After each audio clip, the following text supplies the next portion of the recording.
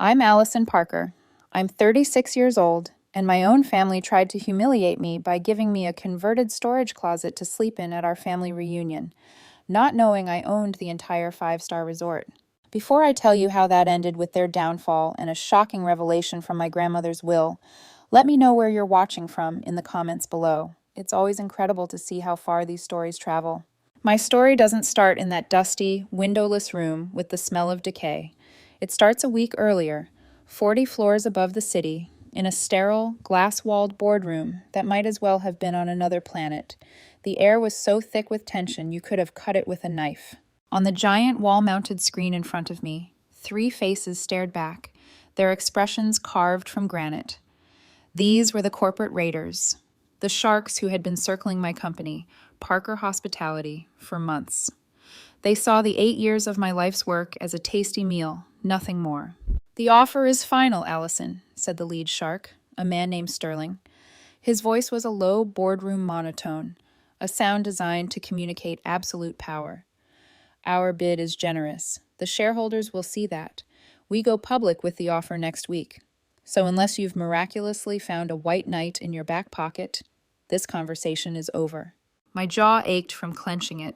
Every hotel, every employee, every guest experience I had meticulously crafted. He spoke of it all as if it were just numbers on a page. I had built this company from a single dilapidated roadside inn into a brand synonymous with quality and care. It was my baby. And these men were threatening to tear it apart and sell it for scrap. I needed to be a ghost for the next 10 days. My lawyers were clear. Any unusual activity, any large transactions, any public attention could be twisted by Sterling's team and used to spook the board. I needed to be boring. I needed to be invisible. That's when my phone, lying face down on the polished mahogany, buzzed. A sharp, insistent vibration against the wood, a distraction I couldn't afford. I ignored it. Sterling's thin lips curved into a semblance of a smile. "Something more important, Parker?" With a sigh, I flipped the phone over. The screen lit up with a message from my younger brother, James.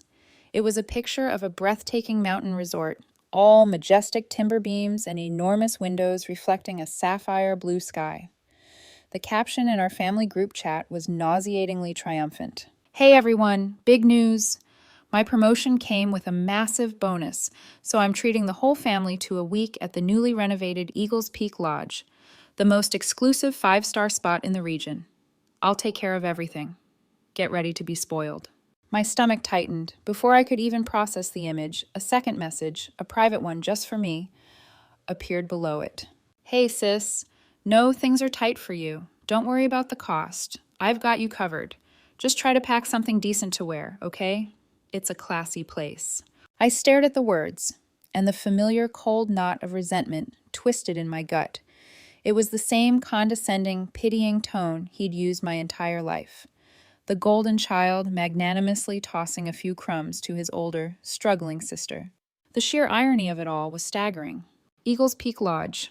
I had to physically restrain myself from laughing out loud. The resort had been rebranded 2 months ago. Taking a slow, deliberate breath, I forced my features into a neutral mask and looked back at the screen.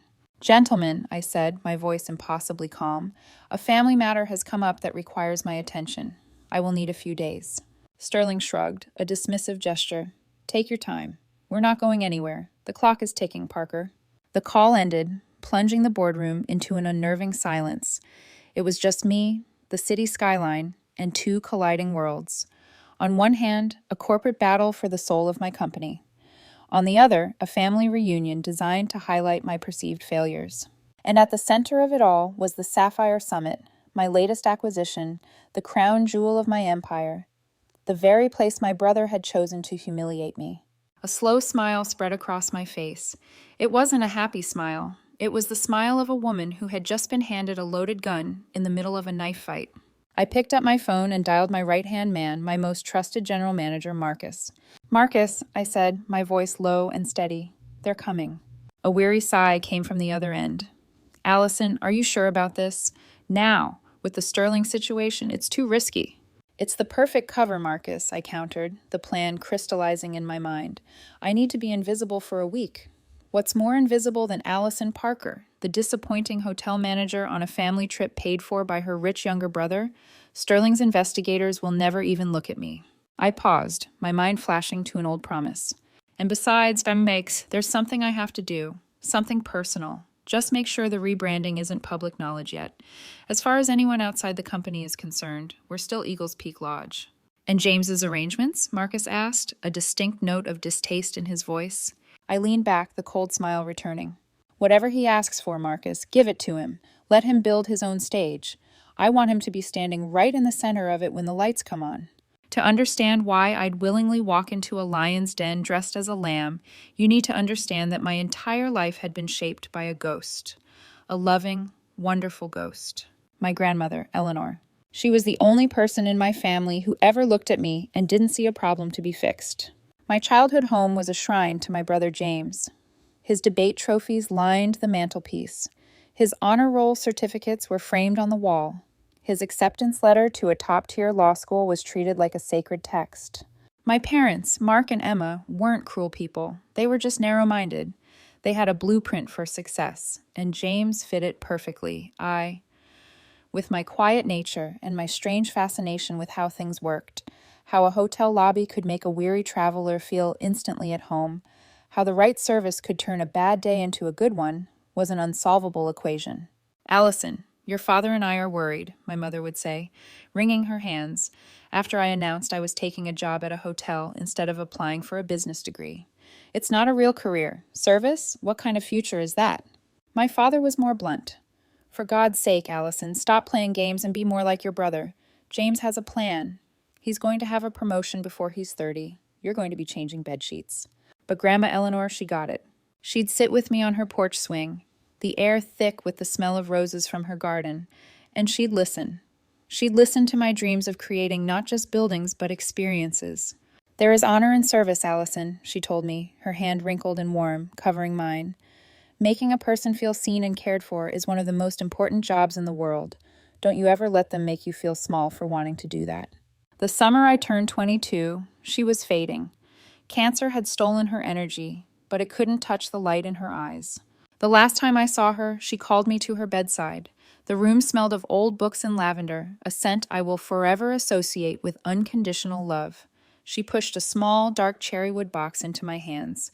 It was old, intricately carved, and surprisingly heavy. "This is your inheritance, my dear girl," she whispered, her voice a fragile thread of sound. "It's not a fortune. Your parents will handle the stocks and the property. They believe in what they can count. I believe in what I can feel, and I feel you are destined for great things." I tried to object, tears welling in my eyes. "Grandma, I don't need—" "Hush now." She put a finger to my lips. "Inside, you'll find some money, enough to plant a seed. But more important, there is a letter. It is sealed." Her gaze locked onto mine, fierce and clear. "You will not open this letter until 2 conditions are met. Promise me, Allison. This is my last wish." "Anything, Grandma." "First," she said, her breath catching, "you must feel deep in your soul that you have truly built a home for others. Something real. Something that is yours. Something you are proud of, not for anyone else, but for you." "And second?" I asked, my voice thick. "You must open it in the presence of the whole family. Mark, Emma, James, all of them. They need to be there. They need to hear it." "Why?" I asked, confused. "Why do they have to be there?" A sad, knowing smile touched her lips. "Because, my dear Allison, they listen with their eyes. They need to see your success before they can hear the truth. This is the only way. Promise me." "I promise, Grandma," I vowed, clutching the box to my chest. It felt like I was holding her very heart. She passed away 2 days later. The funeral was a somber affair. My father clapped me on the back with awkward sympathy. "She was always very fond of you," he said, as if it were a curious puzzle. Across the room, James was already deep in conversation with our Uncle Richard, a high-powered corporate lawyer, discussing potential summer internships. I stood alone, the weight of my promise settling deep into my bones. That inheritance became my secret weapon. It wasn't just money, it was a mandate. It was my grandmother's faith made tangible. While James was taking out student loans and living the high life at law school, I was living a double life. By day, I was a valet, learning the names of wealthy patrons and the feel of a luxury car. By night, I was a night auditor at a grimy, run-down motel on the edge of town, learning how to balance books, handle drunk and disorderly guests, and fix a leaking faucet at 3 a.m. with a wrench and a prayer. I absorbed every facet of the business, from the plumbing to the profit and loss statements. It was at a tired, historic hotel in the city that I met Marcus. He was the general manager, a grizzled, cynical veteran of the industry who had seen it all and was counting the days to his retirement. I was just a kid at the front desk, but I saw the hotel's faded glory and its potential. I relentlessly pestered him with ideas: a new marketing plan, a guest loyalty program, a partnership with a local brewery. I left detailed notes and proposals on his desk. One night, he found me in the back office, long after my shift had ended, sketching out a redesign for the lobby on a stack of napkins. He stood there in silence for a full minute, just watching me. Finally, he spoke. "You're not just here to collect a paycheck, are you, kid?" That was the beginning of the most important professional relationship of my life. He took me under his wing. He taught me about financing, about managing union staff, about navigating city permits, about the 1,000 invisible details that elevate a hotel from a place to sleep to a destination. He was the mentor I never knew I needed. When I finally felt ready, I took my grandmother's seed money and my own meager savings and did something crazy. I bought a failing 20-room motor inn that was on the brink of foreclosure. It was a money pit. The roof leaked, the wiring was a fire hazard, and its reputation was garbage. The first year was brutal. I nearly lost everything. I remember one specific week in February. A brutal cold snap hit, and a pipe burst in the main wing, flooding 4 rooms. The ancient boiler gave up the ghost at the same time. We had a full house of guests, mostly truckers and traveling salesmen, shivering in their rooms. The plumber wanted a $2,000 emergency fee, cash up front. I had about $500 in the bank. I was standing in ankle-deep, freezing water at 2 in the morning, thinking, "This is it. I'm done. I failed her." I called Marcus, my voice shaking with cold and failure. "I can't do this, Marcus. I'm in over my head. I'm going to have to declare bankruptcy." There was a pause on the other end. Then his gruff voice snapped me out of my self-pity. "So, declare bankruptcy or don't. Is this the first pipe that's ever burst in the history of hotels? Is this the first time it's been cold? You told me you had a vision for this place. You think a vision is afraid of a little water?" He didn't wait for a reply. "Go to the hardware store, buy every space heater they have. Go to the diner down the street, buy coffee and donuts for all your guests.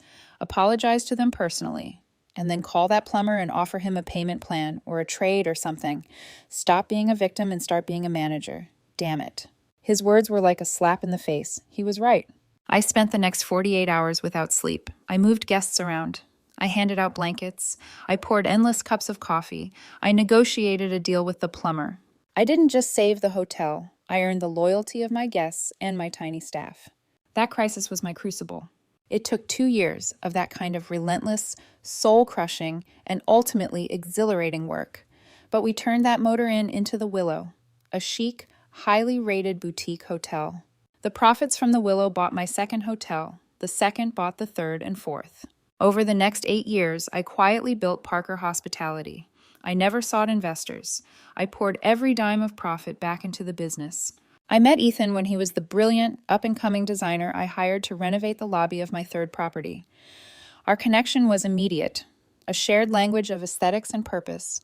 We fell in love over blueprints and fabric swatches. He became the creative soul of my brand and the anchor of my life. Through it all, I kept my growing success a secret from my family. I never wanted their praise if it was tainted by the knowledge of my wealth. But more than that, I was waiting for the right moment, the right place, to fulfill my grandmother's last wish. Which brought me back to the present. The hostile takeover attempt by Sterling was a direct threat to everything I had built. My legal team's advice was absolute. "Lay low, be the boring, unimportant woman your family thinks you are," my lawyer had said. Ironically, I explained the impossible convergence of events to Ethan as we sat on the balcony of our apartment, the city lights twinkling below. "Are you absolutely certain about this, Allison?" he asked, his brow furrowed with genuine worry. "You're walking into an ambush. You know what they're like. And with the Sterling deal at its most critical point, it seems like madness." "It's calculated madness," I assured him, taking his hand. "It's the perfect cover. No one would ever suspect the down-on-her-luck older sister at a family reunion of being the CEO, orchestrating a multi-million-dollar defense against a takeover. It gets me off the grid. I squeezed his hand and smiled. It's at the Sapphire Summit, the sign. It's the one chance I might ever have to get them all in one place, to see what I've built, to finally open that letter. He sighed, a soft sound of resignation. He understood the weight of that promise. Okay, he said, but you call me if it gets to be too much. Don't let them break you. They can't break what they don't understand, I said. This time I'm not just going to endure, I'm going to direct. The stage was being set, and I knew my lines perfectly. James orchestrated his grand plan with the smug satisfaction of a chess player who believes he's 3 moves ahead of an amateur. In his mind, the family reunion wasn't just a vacation, it was a carefully constructed theater piece, and he was the writer, director, and star. The theme, his glorious success juxtaposed with my quiet, persistent failure. His first act of stagecraft involved my accommodations. Giving me the cheapest room wasn't subtle enough. He wanted to author a special kind of misery, a personal insult wrapped in a package of feigned thoughtfulness. I saw the whole sordid affair unfold later, thanks to the meticulously kept digital records of our new management system. James hadn't used the website. He had called the resort's main reservation line, getting a junior agent named Kevin on the phone. From the call recording, I could hear the practiced, syrupy charm in James's voice. Hi there, Kevin. My name is James Parker. I'm booking a large family trip. Several of your top suites, in fact. He paused, letting that sink in. Now, I have a slightly unusual request for my older sister. She's a very simple woman, you see. Very down to earth. All this fanciness. He said the word like it was distasteful. It would just make her uncomfortable. She's much happier in something more traditional. Rustic, even. I see, sir, Kevin replied, his voice young and eager to please. We have some lovely classic rooms with a forest view. No, that's still too much, James interrupted smoothly. I was looking at an old resort map online, back when it was Eagle's Peak, and I saw some rooms marked as heritage wings down by the service entrance. They're probably not on your main booking list, but it would be perfect for her. It would make her feel so much more at home, you know? This was the masterstroke. He was inventing a category, giving it a charming name, and framing it as a favor to me. Sir, I'm not seeing any heritage rooms in our system, Kevin said, confused. Then James dangled the bait. Look, Kevin, I'm about to drop over $20,000 here. If you can make this little special arrangement happen for me, I'll make sure to personally hand you a very, very generous tip when I check out. Let's say $500 cash, just for being so helpful. For a young man making maybe $15 an hour, $500 was a fortune. It was a month of groceries. It was a car payment. I could hear the hesitation, then the capitulation in Kevin's voice. Let me see what I can do, sir. Kevin had manually overridden the system.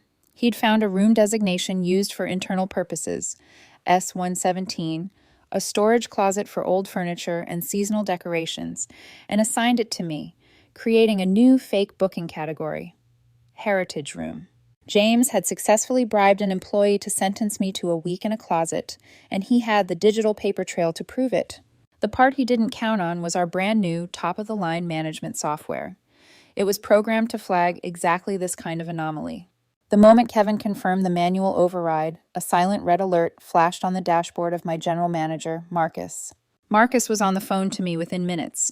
His voice was a low growl of controlled fury. You are not going to believe the audacity of this little punk. Allison, he's not just sticking you in a bad room. He has actively bribed one of my staff to put you in a supply closet. I listened, my own anger a cold, hard stone in my chest.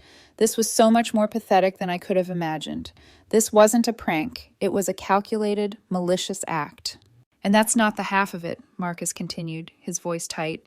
He put the deposit down for all the family's activities, the golf, the spa packages, the private wine tasting, on his American Express. I ran the card number through our system.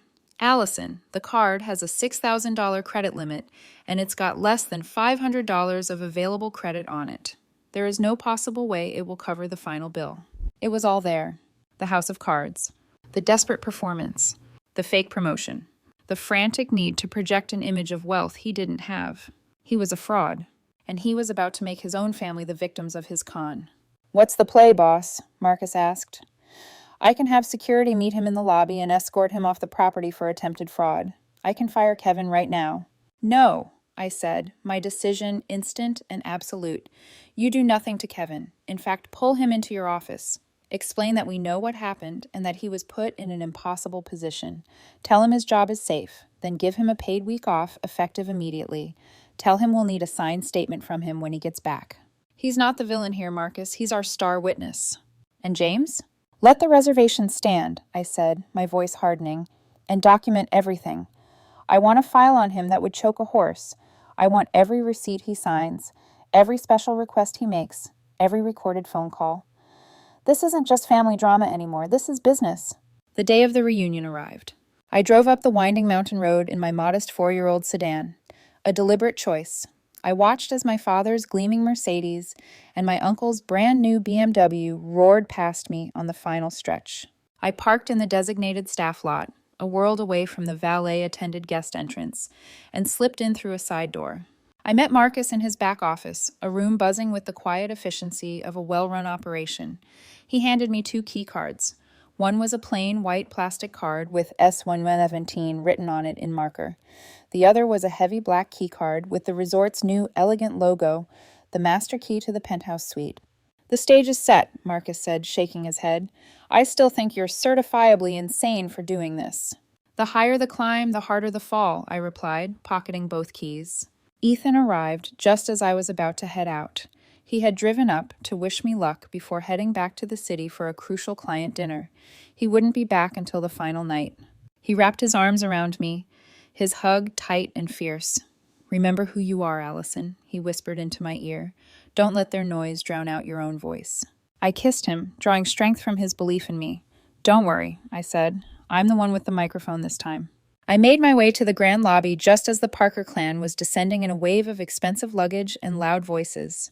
My father, Mark, gave me a cursory nod, his eyes flicking over my simple slacks and jacket with a familiar, faint air of disappointment. My mother, Emma, rushed over to give me a quick, airlight hug that felt more like a social obligation than a gesture of maternal affection. Then came James, the conquering hero, with his girlfriend Melissa attached to his arm like a designer handbag. Melissa was a vision of curated perfection, from her professionally blown-out hair to her immaculately manicured nails. Her smile was dazzling, but her eyes were sharp and constantly scanning, assessing the wealth around her. James beamed, radiating a smug, proprietary energy, as if he'd personally carved the mountains outside. "There she is," James boomed, clapping me on the shoulder with enough force to make me stumble. "Glad you could make it, big sis. Don't worry, you're going to love this place." He swaggered up to the front desk where a senior manager, who had been thoroughly briefed by Marcus, waited with a professional smile. James took the prepared keycard packets and began his performance, distributing them like a benevolent monarch bestowing gifts upon his court. "Mom, Dad, you're in the panorama suite. The view is simply breathtaking," he announced with a flourish. "Uncle Richard, Aunt Victoria, you have the Mountain View loft. Sophia, Nathan, you kids are going to go nuts. Aunt Linda, Uncle Robert, you're in the garden suite right by the spa, just like you wanted." Each announcement was met with a chorus of performative gasps and effusive thanks. My Uncle Richard, the lawyer, beamed. "You've outdone yourself, son." A real credit to the Parker name. My Aunt Victoria was already posting pictures to her Instagram, a look of sublime contentment on her face. Finally, with everyone else holding their luxurious suite keys, James turned to me. He held up a single, sad-looking white key card between his thumb and forefinger. He paused, milking the moment, ensuring every eye in the family was on us. A cruel, triumphant little smile played on his lips. "And Allison," he said, his voice ringing with false sympathy, "I got you the heritage room. It's all that was left in the budget after booking these amazing suites for everyone, but I'm sure you'll find it cozy." A few stifled snickers came from my cousins, Sophia and Nathan. My father just shook his head slowly, a deep, weary sigh escaping his lips, a sigh that said, "See, this is what I have to put up with." I stepped forward and took the key card from his hand. Our fingers brushed, and in that brief contact, I felt the desperate tremor in his hand. He needed this. He needed me to be small so he could feel big. I offered him a small, placid smile. "Thanks, James," I said, my voice quiet, yet carrying easily in the suddenly silent lobby. "I really appreciate you thinking of me." I turned and walked toward the corridor he had pointed to. the one that led away from the grand staircase and the guest elevators, the one that led toward the service areas. I could feel their collective gaze on my back, a potent cocktail of pity, amusement, and utter indifference. Let them watch, I thought, my hand closing around the cool, hard plastic of the keycard. Let them enjoy the show. They had no idea I had already rewritten the ending. The walk to my designated room was a journey through the resort's class system. The plush patterned carpet that silenced footfalls in the main hall gave way to scuffed utilitarian linoleum. The warm, artfully recessed lighting was replaced by long, buzzing, fluorescent tubes that cast a cold, sterile glare. The air, which had been infused with the pleasant, subtle scent of cedar and cinnamon, now smelled sharply of industrial-grade cleaner and stale coffee. I found the door at the end of a long, featureless corridor, right next to a rumbling ice machine. The door wasn't solid oak like the guest rooms. It was thin metal, painted a drab beige. A small stenciled label read S1117, my heritage room. I swiped the cheap plastic keycard. The lock emitted a flat electronic beep, and I pushed the door open. A wave of cool, musty air, thick with the smell of dust and disuse, washed over me. The room was a cell. It was smaller than the walk-in closet in my apartment. A lumpy, narrow, single bed with a thin, scratchy-looking blanket was pushed against one wall. Next to it was a small metal nightstand, scarred with rust rings. A single bare bulb dangled from a wire in the ceiling, casting stark, unflattering shadows. There was no window, no television, no chair. In the corner, a dark, sprawling patch of what was unmistakably black mold crept up the drywall. My view was a concrete wall. This wasn't just a bad room. It was an insult. It was a deliberate act of contempt. I took out my phone and, with a grim sense of purpose, documented everything. I took wide shots of the cramped space, close-ups of the mold, a picture of the rust-stained floor. This wasn't for sympathy. This was for the file. Evidence. I sent a text to Marcus. It's even worse than I imagined. He didn't just put me in a closet, he put me in a health code violation. Perfect. His reply was instantaneous, laced with his characteristic dry fury. The penthouse is clean, warm, and mold-free. The world is yours, Allison. I can have a health inspector here in an hour and have the entire family evicted. We can call it a gas leak. A small, grim smile touched my lips. The thought was tempting. A quick and satisfying end to the charade. But it was too easy. It wouldn't teach them anything. Patience, my friend. I texted back. The best revenge is a dish best served publicly. Let them enjoy their dinner. I'll see you in the security office in 10. I dropped my duffel bag, containing nothing more than a change of clothes, on the floor and left, locking the miserable little room behind me. I had a few hours before the grand welcome dinner James was hosting in my honor, or rather, in honor of his own generosity. I spent that time with Marcus in the resort's state-of-the-art security office. It was a cavern of monitors, displaying feeds from every public area of the hotel. We sat at a console as he walked me through the file he was compiling. It was already thick. The call recording of James bribing Kevin, the credit card statements showing his mountain of debt, the internal logs of his outrageous requests. He was building his own cage, bar by bar. That evening, we all gathered at the Summit, the resort's signature fine dining restaurant. It was a stunning space with floor-to-ceiling windows offering a 180-degree view of the sun setting over the jagged mountain peaks. James had, of course, secured the best table, a large semicircular booth right against the glass. He sat at its center, playing the role of the gracious host, with Melissa, his perfectly polished girlfriend, hanging on his every word. She was showing off a new diamond bracelet, a bauble he'd clearly given her upon arrival to set the tone. The conversation, as I had predicted, was an ode to James. The partners at the firm are already talking about my next promotion, James announced loudly, swirling a glass of obscenely expensive Cabernet he'd ordered. The salary from this last jump was frankly insane, but the next one, we're talking about a whole new stratosphere, life-changing money. My father Mark beamed with a pride so intense it was almost painful to watch. That's my boy, he said, his voice thick with emotion. A sharp mind and a killer instinct. That's the Parker way. He shot a fleeting glance my way, a silent but powerful indictment of my own perceived lack of ambition.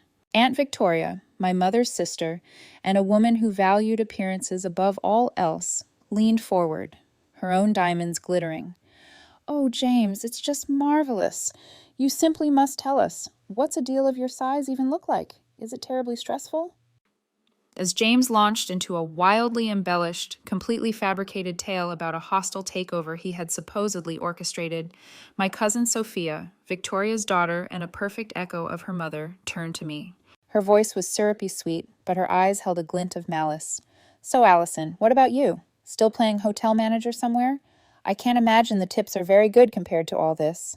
She gestured vaguely at the opulent room, the attentive waiters, the expensive wine. Before I could formulate a reply, James cut in with a hearty laugh. "Don't worry about old Allison. She's happy in her little world. She likes things simple. Right, sis?" I just smiled, a calm, unreadable mask. I took a slow sip of water, letting the moment hang. Then I decided it was time to plant the first seed of doubt. "Actually, the hotel business is more interesting than you'd think," I said, my tone light and conversational. I looked across the table at my Uncle Richard. "There's a lot of movement in the market right now. Big acquisitions, high-stakes deals. For instance," I leaned forward slightly, "I heard a rumor on an industry chat board that this very place, Eagles Peak, was part of a major portfolio sale recently. A quiet deal, very hush-hush. Did you hear anything about that, Uncle Richard? Your firm handles corporate law, right? You must hear whispers." My uncle, the lawyer, paused with his fork halfway to his mouth. He was a man who prided himself on being informed. "Can't say that I have," he said, a slight frown creasing his brow. "I don't really follow the hospitality sector. It's a bit niche." But I could see the wheels turning. I had introduced a piece of information he didn't possess. I had spoken his language, the language of deals and acquisitions. He was intrigued and slightly annoyed. My cousin Rachel, Aunt Linda's daughter, was the only one who seemed to notice the subtle shift in dynamics. She was a thoughtful, observant young woman, and she gave me a small, questioning smile from across the table. The conversation quickly swirled back to James's glorious career, but the seed was planted. The next day brought the next level of humiliation. James had arranged a morning of golf on the resort's private championship-level course for the men, and a lavish spa afternoon for the women. My name, conspicuously, was absent from both lists. I found the group gathering in the lobby, dressed in expensive golf attire. I approached James, feigning confusion. "Hey, what time are we teeing off?" He put on a masterful performance of pained apology, making sure our parents were within earshot. "Oh man, Allison, I am so sorry. Completely slipped my mind to ask you. It's just..." He lowered his voice to a confidential whisper that was still perfectly audible to everyone. "The greens fees are insane here, like $300 a person. I didn't want to put you in an awkward position, with your finances." Melissa, his girlfriend, delivered the finishing blow. Her eyes scanned my simple polo shirt and chinos with disdain. "And they have a very strict dress code at the clubhouse. You really need the proper gear to even get past the front door." It was a perfectly coordinated attack designed to paint me as both poor and classless. Rachel, who had just come down the stairs, overheard the exchange and her face flushed with anger. "That is the most ridiculous thing I've ever heard. I'm not going to the spa if Allison can't go golfing. It's a family vacation." I appreciated her loyalty more than she could ever know. I walked over and put a gentle hand on her arm. "It's okay, Rachel. Honestly, it's a beautiful day. I think I'll just go for a hike. Besides, I have some work calls I need to make anyway. You go have fun. We'll catch up later." She looked conflicted, but she allowed her mother, Linda, to steer her toward the spa entrance.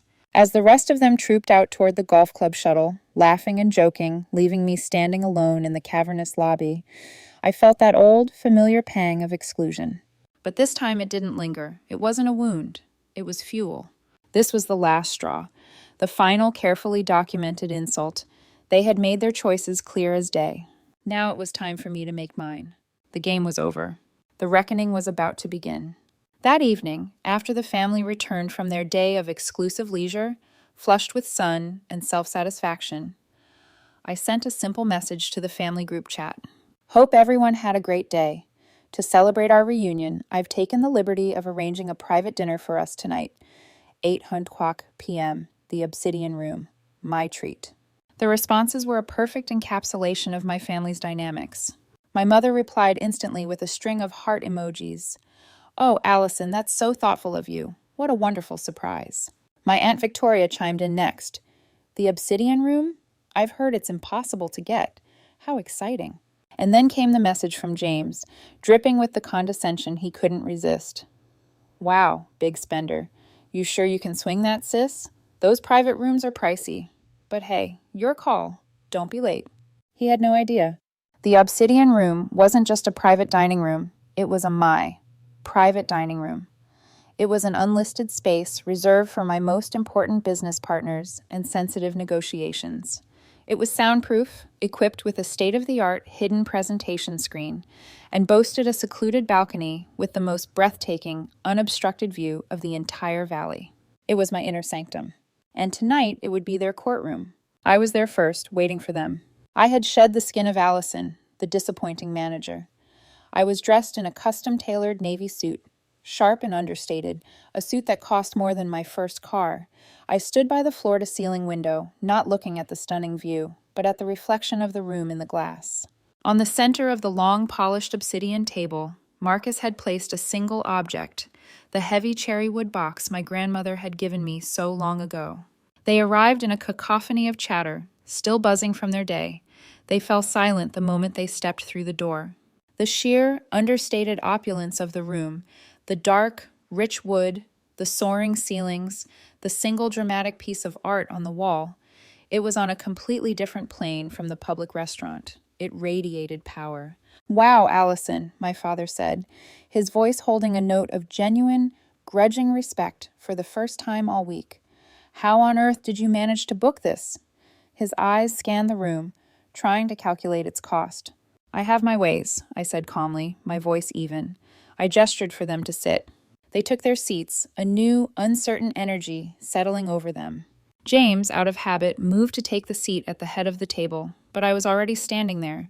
He stopped, confused, and took a seat to the side. For the first time, he wasn't the center of gravity. He tried to recover with a forced laugh. So, what's the occasion, Allison? Did you win the lottery or something? Something like that, I said, my voice cool. I remained standing. Before we order, there are a few family matters I'd like to discuss. A bit of accounting. The mood in the room dropped several degrees. My casual invitation had just turned into a formal deposition.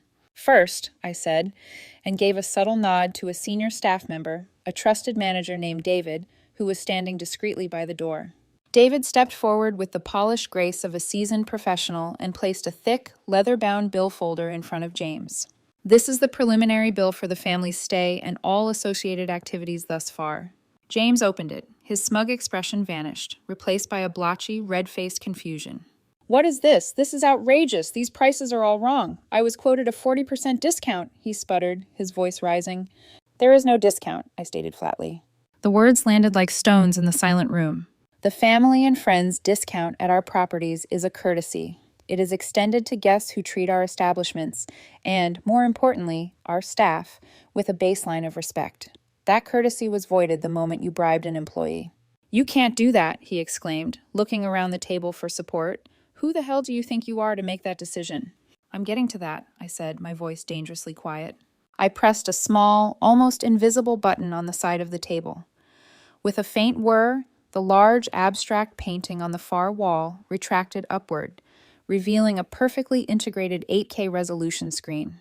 But first, let's review your special booking arrangement for me. On the screen, a video began to play. It was crystal clear security footage of the resort's lobby reservation desk. The time and date were stamped in the corner. The video showed James, his face perfectly visible, leaning conspiratorially toward the young agent, Kevin. It showed him smiling, charming, and then surreptitiously sliding a thick wad of cash across the counter. The audio, enhanced by our security system, was shockingly clear. Make sure it's the worst one you've got. Something rustic. I'll make it worth your while. A very, very generous tip. A collective sharp intake of breath filled the room. My mother's hand flew to her mouth, her eyes wide with horror. Aunt Victoria looked pale. Uncle Richard, the lawyer, stared at the screen as if he were looking at evidence in a capital case, his face a mask of disbelief and professional disgust. James looked like he had been physically struck. And then, I continued, my voice relentless, there is the matter of payment for this rather large, non-discounted bill. I nodded to David again. He stepped forward and placed a small printed slip of paper next to the bill folder in front of James. This is the status of the credit card you put on file. It was declined this afternoon when we ran the standard pre-authorization for the final amount. It seems you don't have the funds to cover this. I paused, letting the weight settle. It would also appear that your talk of a major promotion and a massive salary was a complete fabrication. That was the final fatal blow. It was one thing to be cruel. It was another to be a liar and a fraud. Melissa, his girlfriend, who had been watching this all unfold with a look of growing horror, finally snapped. She stared at James, her beautiful face twisted into a snarl of pure fury and humiliation. "You lied to me?" she hissed, her voice trembling with rage. "The bracelet? This trip? Your new job? All of it was a lie?" James just stammered, his face ashen, unable to form a single word of defense. I was going to ask everyone to chip in. I just needed—" She didn't wait for him to finish. With a gesture of absolute contempt, she stood up, her chair scraping loudly against the polished stone floor. She wrenched the expensive diamond bracelet from her wrist and threw it on the table. It skittered across the obsidian surface and came to a stop in front of James's plate. "Oh, we're done," she spat. She turned on her heel and stormed out of the room, the slam of the heavy door echoing her disgust. In the stunned silence that followed, James stared at the bracelet, then at me, his eyes wild with a desperate, cornered animal hatred. "Who are you?" he finally choked out, the words tearing from his throat. "How did you do this? How did you get all of this? You're a nobody. You're a pathetic, washed-up hotel manager." The door to the dining room opened again, softly, deliberately. This time it wasn't a staff member. It was Ethan. He looked breathtaking in a sharp, elegant power suit. His presence commanded the room's attention instantly. He walked directly to my side, his heels clicking softly on the floor, and placed his hand on my arm, a simple gesture of solidarity and quiet strength. "She's not a manager," he said, his voice clear and cool, cutting through the thick, toxic air. He let his gaze sweep across the table, lingering for a moment on my Uncle Richard. "You're a corporate lawyer, aren't you, Richard? You must follow the market. Surely you heard of the quiet, off-market acquisition of the entire Eagles Peak portfolio 6 months ago?" I saw the blood drain from my uncle's face as the final, impossible puzzle piece slammed into place in his mind. Ethan smiled, a slight dangerous curve of his lips. "Allow me to reintroduce my fiancée. This is Allison Parker, founder and CEO of the Parker Hospitality Group."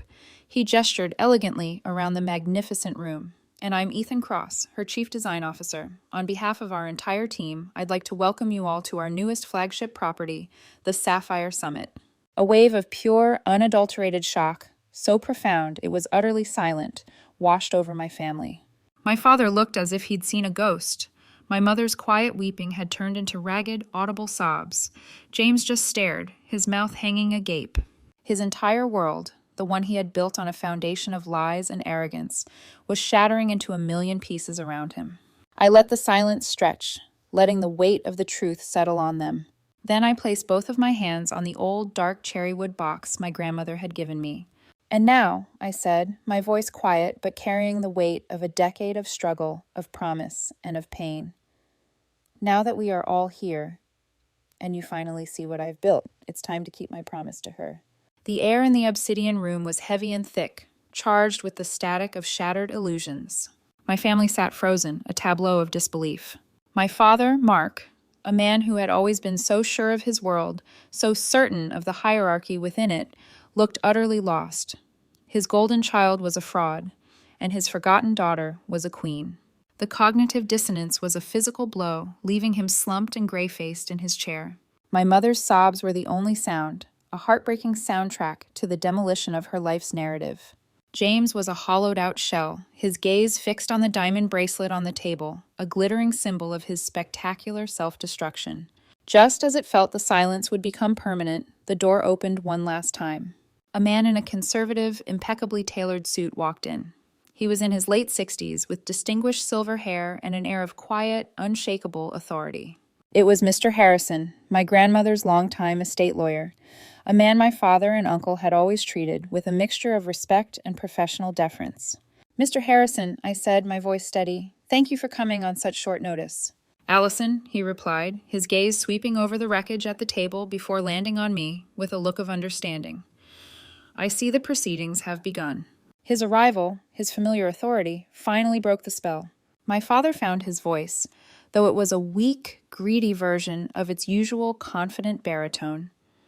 "Harrison, what in God's name is going on? What are you doing here?" "I am here at Allison's request," Mr. Harrison said, his tone formal and precise. "I am here, Mark, to fulfill the final unexecuted stipulation of your mother's will." He walked to the table and stood beside me, a silent, powerful ally. I looked down at the cherrywood box. For so long, it had been a symbol of a secret burden, a promise I feared I might never be able to keep. Now it felt light in my hands. It felt like freedom. My fingers, steady now, found the small, tarnished brass latch. I lifted the lid. The rich, sweet scent of old cedar and aging paper filled the air around me. Inside, resting on a bed of faded blue velvet, was a single envelope, yellowed with age. My name was written on the front in my grandmother's familiar, elegant, looping script. My Uncle Richard, ever the pragmatist, mustered a scoff, though it lacked its usual punch. "Her final stipulation? What are you talking about, Harrison? Her estate was settled years ago. The bulk of it was divided between her children, as it should have been. Allison received a token inheritance, a hobby fund." "That is not entirely accurate, Richard," Mr. Harrison said, his voice cutting and precise. "Eleanor was a very specific woman. She structured her will in two parts. The disposition of her primary assets was indeed executed, but the second part, what she referred to as her legacy investment, was contingent upon this very event." I picked up the envelope. The paper was so brittle I feared it might crumble in my hands. With the utmost care, I broke the wax seal, a seal that had been untouched for 14 years. Inside was a single sheet of heavy cream-colored paper, folded once. I unfolded it and began to read my grandmother's final words aloud. "My dearest Allison," I began, my voice clear and strong. "If you are reading this, then you have done it. You have built your home. In my heart, I never doubted you for a moment. I am writing this letter because I know my family. I know their hearts, and I know their blind spots, and I know they will not understand my decision to give you that seed, that small push to start your journey. They see the world in terms of success and failure, of balance sheets and job titles. I have always seen the world in terms of character." I paused and let my eyes drift to my father. His face was a mask of stone. To my children, Mark and Linda." I continued, the words becoming a gentle rebuke. "I love you both dearly, but somewhere along the way, you were blinded by the sparkle of what is easy, of what is praised by the world. You celebrated James for his grades, his intellect, his ambition. These things are not vices, but they are hollow shells without a foundation of kindness and humility. Time and time again, I watched you overlook Allison. I watched you dismiss her quiet strength, her deep empathy, her stubborn resilience. You saw a dreamer, and you were afraid for her. I saw a builder, and I was proud of her." I took a slow breath, then turned to James. "And to James." I paused again. His eyes were glassy. He flinched as if I had struck him. "My dear grandson, I worry for you. Your confidence is a house built on sand. You seek validation from others because you have not yet learned how to build it within yourself. You confuse arrogance with strength. I fear that this path will lead you to a lonely place. It is my deepest hope that by the time Allison reads this letter, you will have begun to learn the profound difference between earning respect and demanding it. The money I left Allison was not an inheritance in the traditional sense." I read the final lines, each one resonating with the truth I had always felt but never been able to articulate. It was an investment in character, an investment in the kind of woman I knew she would become.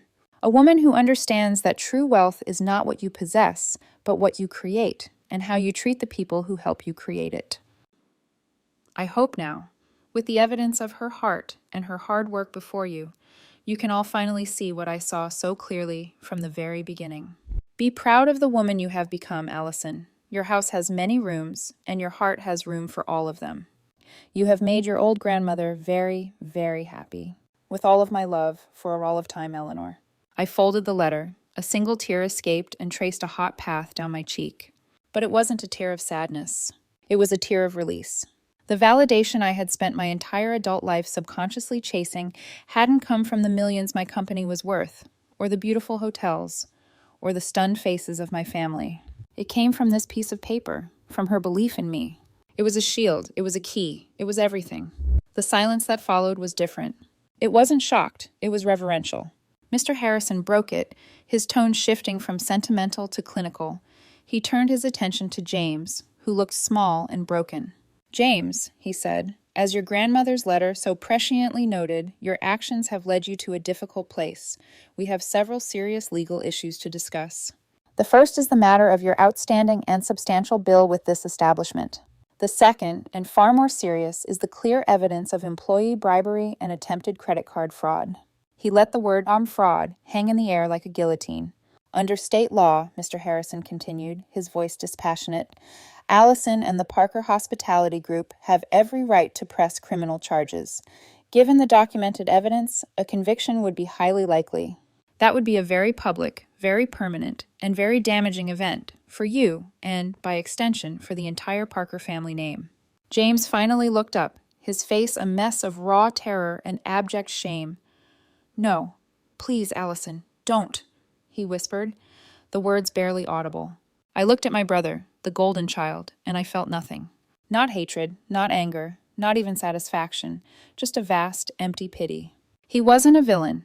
He was just a weak, deeply insecure man who had been suffocated by the expectations he tried so desperately to uphold. "I'm not going to send you to jail, James," I said, my voice quiet. "But this ends now, all of it. There are consequences, real-world consequences." I looked at Mr. Harrison and spoke firmly. "I believe James has some assets, his condo, his car, a small stock portfolio. He will liquidate all of them immediately. The proceeds will be used to pay his bill to this hotel in full and to create a compensation fund for the employees he put at risk. The remainder, if any, will be placed in a managed trust. He can access that trust only after he has held a steady, honest job, verified by tax returns, for 1 full calendar year." It wasn't a punishment designed to humiliate him further. It was a structured path back to reality. It was the harshest and kindest thing I could possibly do for him. He would have to start over from zero with nothing but himself. He would have to build his own home, from the foundation up. The months that followed that explosive night at Sapphire Summit were defined not by noise, but by its absence. The constant grating static of my family's judgment, the background radiation of my entire life, had been switched off. The resulting silence was vast, unnerving, and ultimately wonderfully peaceful. The storm had passed, and now I had to learn to live in the quiet, irrevocably altered landscape it left behind. The first person to reach across the new divide was my mother, Emma. She called about 2 weeks after the reunion. I saw her name on my phone screen and braced myself for accusations or tears or a half-hearted attempt to smooth it all over with some surface-level excuse. But her voice when she spoke was small and hesitant, stripped of its usual social certainty. It was the first time she had ever called me just to talk. "Allison, it's your mother." "Hi, Mom, I know. How are you?" I don't know," she admitted. And that honesty, so simple and bare, threw me off balance. "I've been thinking a lot. About everything. About your grandmother's letter."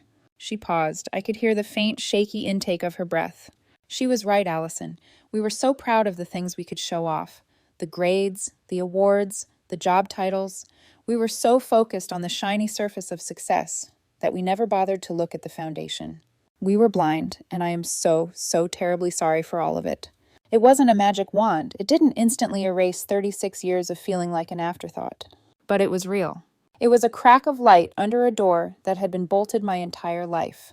We didn't talk for long, but it was the most genuine conversation we'd ever had. We started talking once a week after that.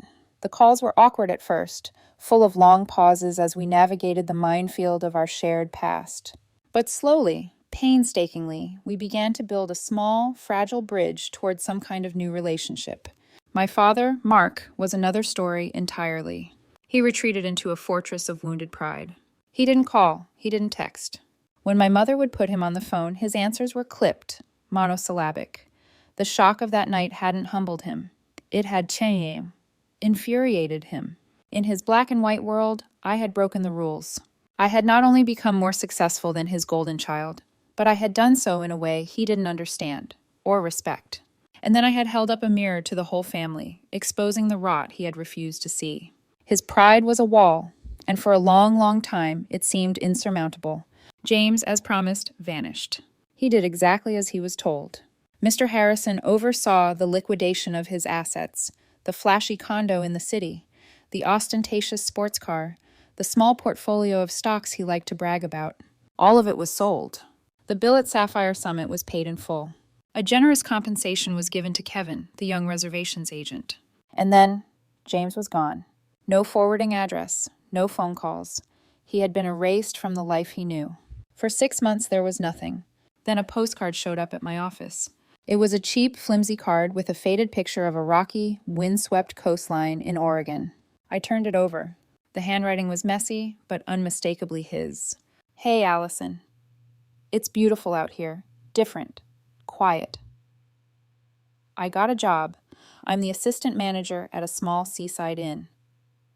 The owner is a tough old woman who reminds me a little of Grandma. The work is hard.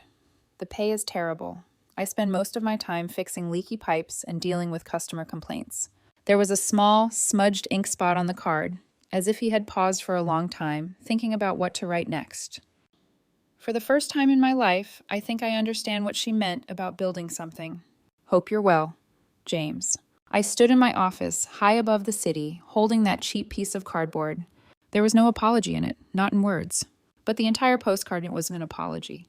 He wasn't working to pay me back. He wasn't performing for an audience. He was just working. He was starting over from zero, with nothing but his own 2 hands. He was finally trying to build something real. A wave of profound, unexpected relief washed over me.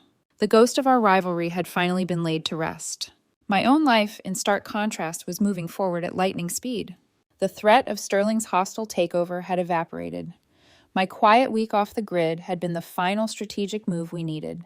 Our legal team had solidified shareholder support, and Sterling had withdrawn his bid, moving on to easier prey. I was free. Ethan and I were a whirlwind of creative energy. We scouted new properties. We debated designs over late-night dinners. We planned the future of Parker Hospitality with a shared passion that was intoxicating. Our love had been forged in the crucible of business. But now, it was simply our life. One evening, as we sat on our balcony, sketching out ideas for a new eco-resort, I looked at him and knew, with absolute certainty, what I wanted. "Marry me, Ethan," I said. He looked up from his sketchbook, a slow, beautiful smile spreading across his face. "Took you long enough, Parker," he said. We decided to have a small ceremony, not at the grand, imposing Sapphire Summit, but at the Willow, the first little hotel I ever bought. The place where I had once stood in freezing water, ankle deep, holding onto a wrench and a prayer. It felt right. It felt like coming full circle. A few weeks later, as we were drafting the guest list, Ethan looked at me, his expression serious. "What about your father? Are you going to invite him?" I hesitated, the pen hovering over the paper. The silence from him had been a constant, low-grade ache. The wounded child inside me, the girl who had spent a lifetime craving his approval, wanted to strike back, to exclude him, just as he had excluded me. But then I looked across our living room at the old cherrywood box sitting proudly on our mantel. I thought about my grandmother's wisdom. I thought about a conversation I'd had with Ethan late one night when I was wrestling with the anger I still felt. "It's like, you need to divorce yourself from the expectation of who he should be," Ethan had said gently, "and just accept who he is." He was right. I was no longer that kid. I was a woman, building my own family, my own world, on my own terms. My happiness was no longer contingent on his approval. "Yes," I said, my voice firm with newfound clarity. "I'm going to invite him. I'll invite my mother, and I'll send an invitation to the inn in Oregon for James." I looked at Ethan, my partner, my equal, the co-architect of my life. Whether any of them choose to show up, that's their decision. It's out of my hands, but my door will be open. My house has many rooms. There's a place for them if they want it. As I wrote their names on the invitations, I felt a final heavy chain fall away. I wasn't sending them out of obligation, or hope, or anger. I was sending them out because I was free. Free from the past, free to choose, free to build whatever future I wanted. Our wedding day was bathed in the soft golden light of a late autumn afternoon. It was perfect, not because of any grand extravagance, but because of its profound, simple reality. We held the ceremony in the courtyard of the Willow, my first hotel, the place where my dream had survived its first real test. The ancient willow tree that gave the inn its name stood as our silent, leafy witness. its branches strung with hundreds of tiny, warm fairy lights. The air smelled of wood smoke, fallen leaves, and the sweet promise of a new beginning. Our guest list was small and intimate, a curated collection of the people who had built this life with us. Ethan's warm, laughing family. My closest friends, who had been there through the lean years. My most trusted colleagues, led by Marcus, his usually gruff face softened by a proud smile as he stood by my side as my maid of honor. My mother, Emma, was there. She looked happier and more at peace than I had ever seen her. When she hugged me before the ceremony, her embrace was solid, grounding, and real. "I am so proud of the woman you are, Allison," she whispered. And for the first time, I knew she meant the woman, not the CEO. My cousin Rachel was there too, vibrant and full of energy, now a rising star in our marketing department. Her future a bright, open road. To my genuine surprise, James came. He drove up from Oregon, looking thinner, weathered by the coastal winds, but his eyes were clear and steady. The restless, arrogant energy was gone, replaced by a quiet, self-contained humility. He didn't try to work the room or command attention. He found a seat in the back row and simply watched, a small, sincere smile on his face. After the ceremony, he approached me, not with a dramatic speech, but with a simple, firm handshake. "Congratulations, Allison," he said, looking from me to Ethan. "He's wonderful. You both look very happy." That was it, and it was more than enough. The biggest surprise, however, was my father. He came. He drove himself, arriving just as the ceremony was about to begin. He stood at the very back of the assembled guests, looking awkward and out of place in his formal dark suit, a solitary figure on the edge of our circle of joy. Throughout the ceremony and the reception that followed, he kept his distance, a silent observer. I saw him speaking briefly with my mother, his expression unreadable. I made a conscious choice not to push him, not to force an interaction. I had extended the invitation. The next move had to be his. Just as the party was beginning to wind down, as the sun dipped below the horizon and the fairy lights glowed with a magical intensity, he made his move. He walked toward me, his steps hesitant. He was holding a small, awkwardly wrapped gift in his hands. He stopped in front of me, and for the first time in my life, I saw him not as the towering, judgmental patriarch of my childhood, but simply as he was, an old man wrestling with the heavy weight of his own pride and a lifetime of mistaken beliefs. He wouldn't quite look me in the eye. His gaze was fixed on a point just over my shoulder. "Allison," he began, his voice rough with an emotion he couldn't name. He cleared his throat. "Your grandmother, what she wrote in that letter, she was right about you, and I was wrong." He pushed the small gift into my hands. His were trembling slightly. I'm proud of you." The words were clumsy, decades late. They didn't magically heal every old wound or erase every harsh memory. But hearing them, finally, wasn't the earth-shattering, life-affirming moment of validation I had once spent a lifetime dreaming about. Because the real validation, I realized, had already happened. It had happened when I read my grandmother's letter. It had happened when I built my company from the ground up. It had happened when I fell in love with Ethan. It had happened when I finally found peace within myself. These words from my father were something different. They weren't the closing of a circle. They were the opening of a door, just a crack. They were a single, tentative step onto a long, uncertain road toward a new kind of relationship. I looked at him, really looked at him, and I saw the immense effort it had cost him to say those words. I simply nodded. "Thank you, Dad," I said. For a brief, fleeting second, he met my gaze, and I saw a flicker of profound relief in his eyes. Then, as if the effort was too much, he gave a curt nod, turned, and walked away to rejoin my mother. I stood there, in the magical twilight, holding the small, lumpy gift, with Ethan's warm hand in mine. I looked around at the twinkling lights, at the smiling faces of the people who truly saw and loved me, at the first real home I had ever built. My house, filled with light and laughter. My family, forged not by the obligations of blood, but by the deliberate choices of love, respect, and a shared future. And I knew, with a certainty that settled deep in my soul, that I was finally, truly, and completely home. Thank you for listening to my story. I hope it resonated with you in some way. Family is a complicated, messy, and beautiful thing, and finding your own value within it, or sometimes outside of it, is a journey we all face in one way or another. Have you ever been in a situation where you felt completely misunderstood by the people who were supposed to know you best? I'd love to hear about it. Please share your story in the comments below, and don't forget to like and subscribe so you don't miss what's coming next.